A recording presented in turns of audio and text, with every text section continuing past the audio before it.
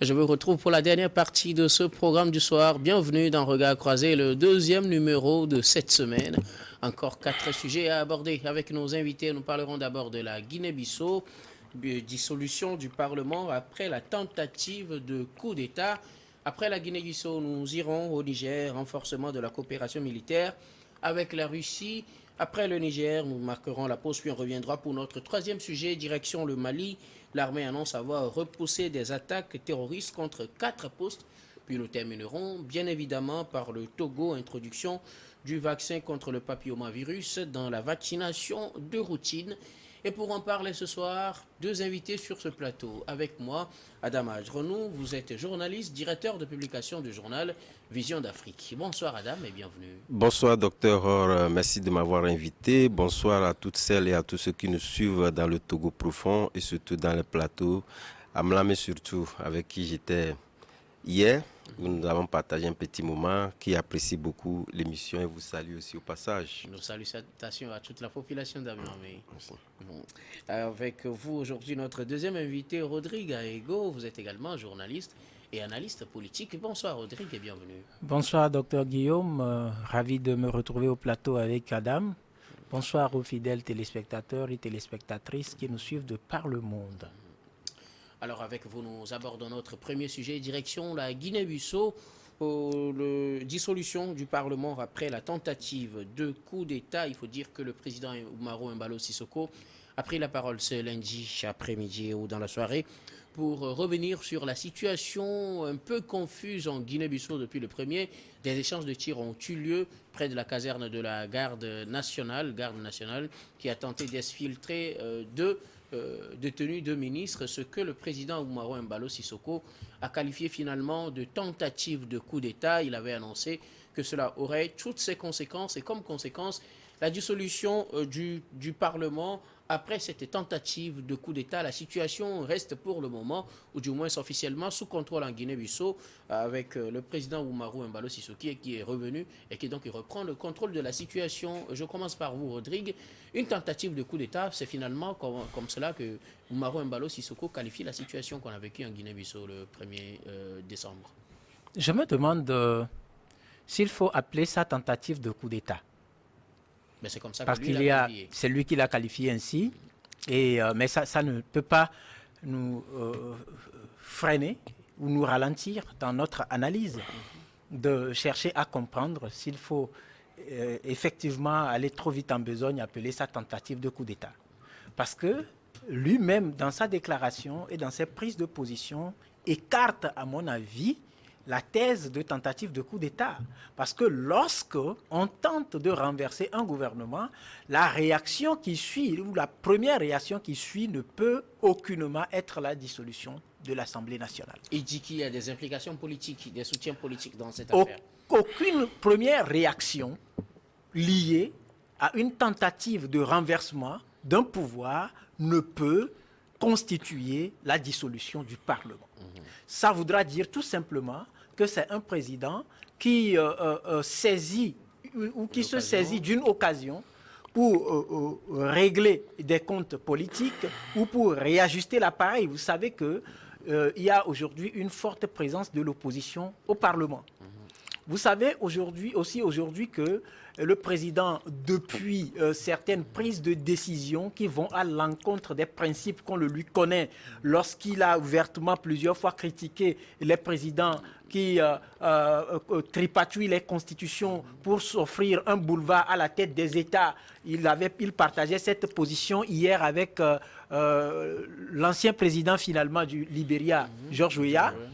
Et à un moment donné, on a vu, lorsque Umaro Sissoko Embalo est devenu président en exercice de la CEDEAO, on dirait que c'est la nuit et le jour. L'homme est devenu totalement méconnaissable sur ses prises de position et ses accointances avec des autorités étrangères qui prônent ou qui prônaient hier des interventions militaires à l'encontre de certains dirigeants. Ces accointances-là ont fait vite de déchanter un peu l'aura de l'homme dans son pays.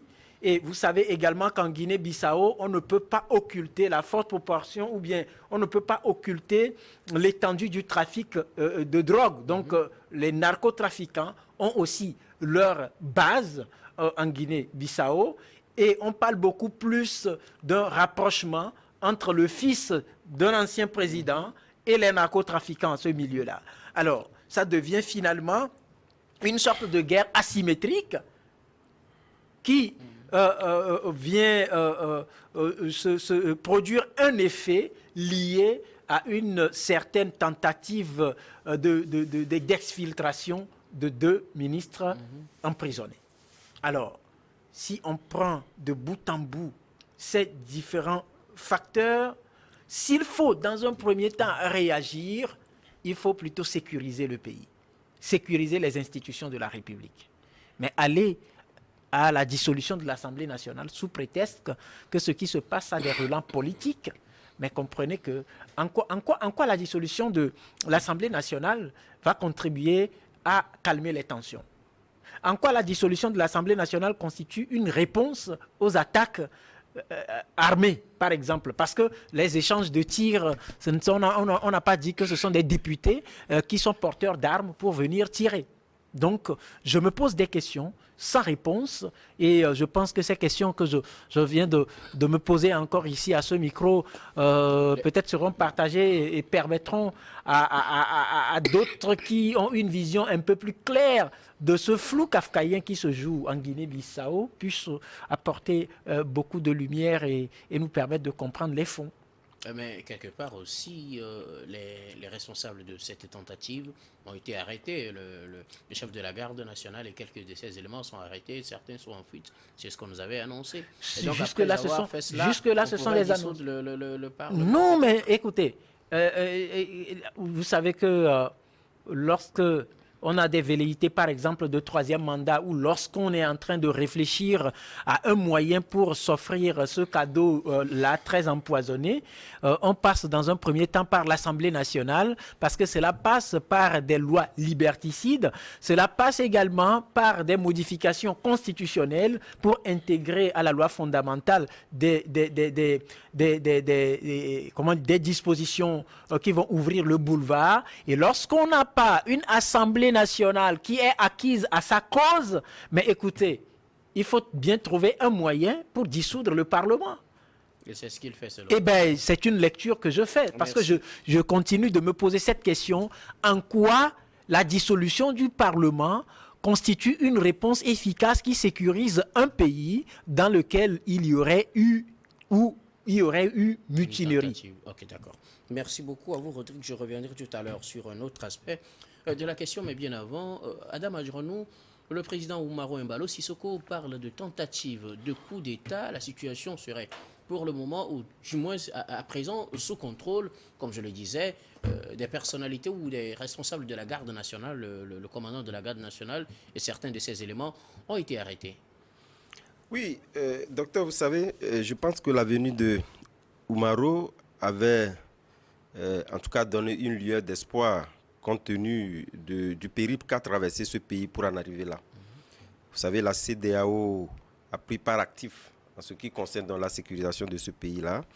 Et en tout cas, sans surprise, c'est vrai qu'on avait des bribes d'éléments qui permettaient de faire ressurgir un certain nombre de mécontentements et de désarroi qu'on avait cru enterrer avec ces dialogues qui ont contribué, en tout cas, à l'élection qui a porté au pouvoir Sissoko Embalo.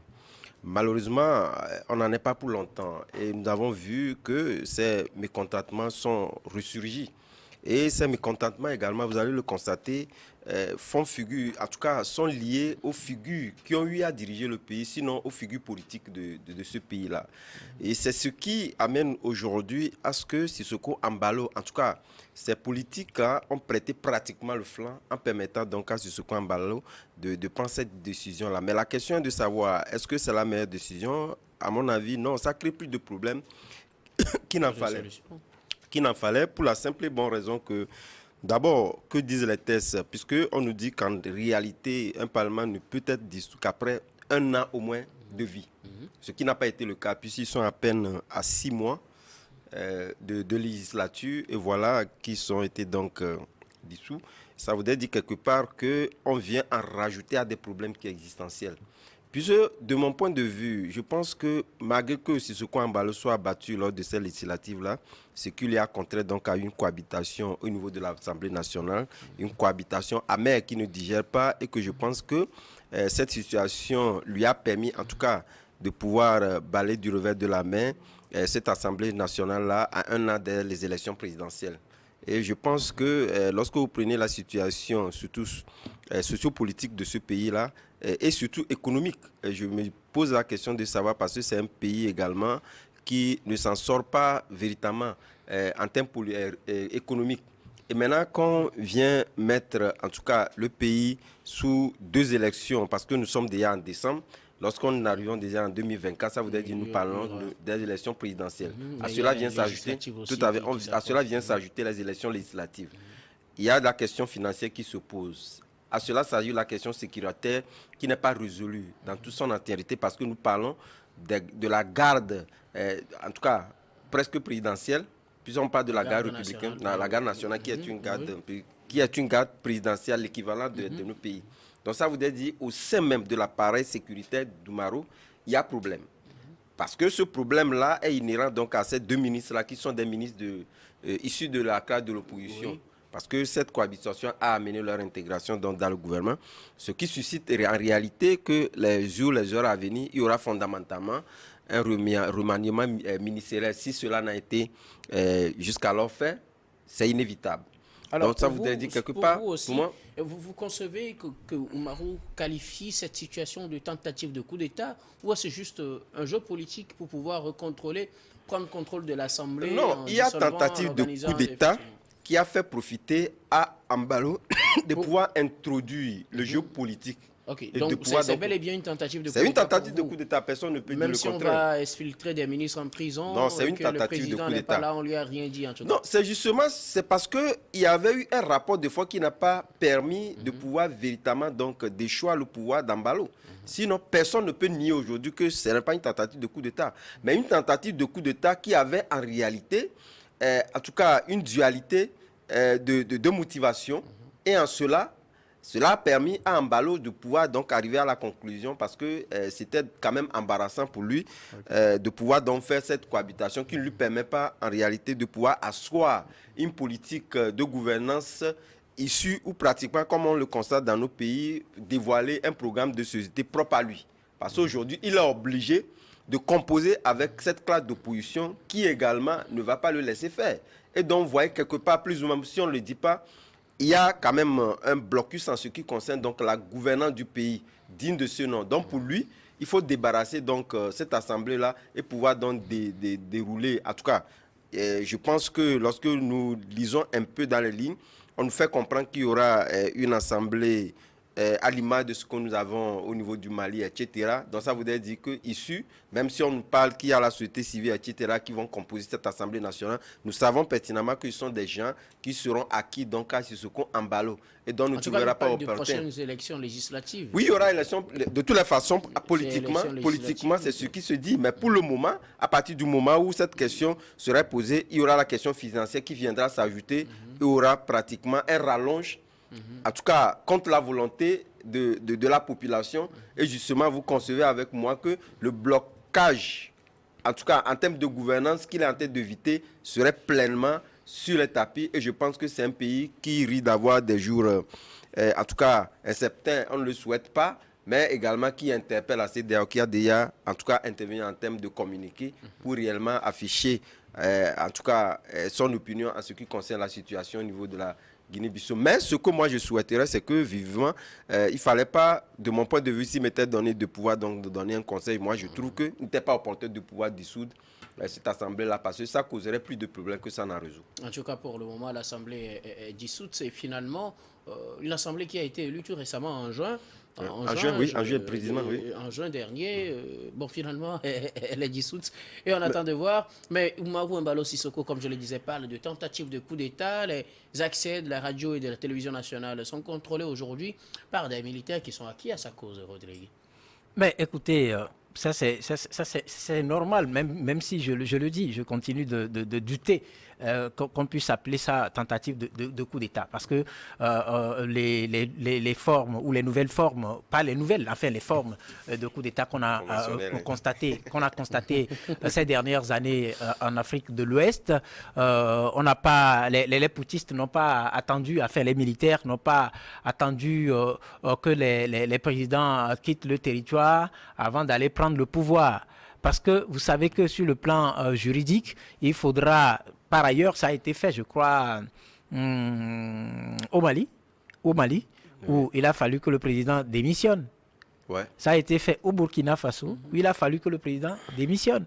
Et donc, ici, dans ce cas de figure, c'est que le président Umaro Sissoko Embalo était à Dubaï pour prendre part aux travaux de la COP 28.